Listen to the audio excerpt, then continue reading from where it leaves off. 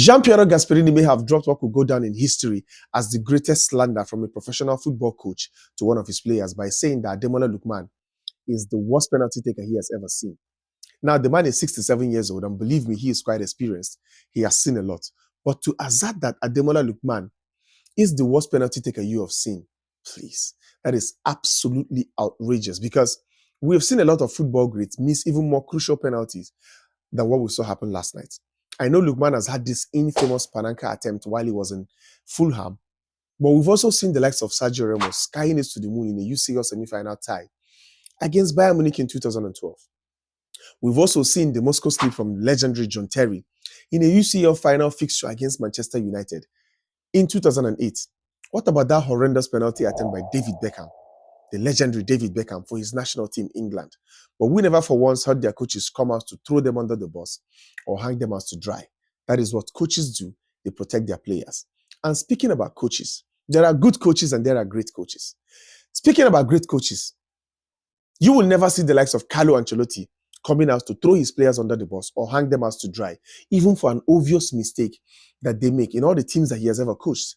AC, Everton, Bayern, PSG, Madrid, Chelsea. You will never see him hang out his players to dry or throw them under the bus, even for an obvious mistake. If anything, he finds a way to manage the situation and divert the media's attention from his players. But this comment from Gasperini suggests to me that he has no respect whatsoever for Ademola Lookman, for what he brings to the table, for what he does for the team. This is a guy that single-handedly handed you over the Europa League title last year. I know winning the trophy is, it took a collective effort of, every member of the team.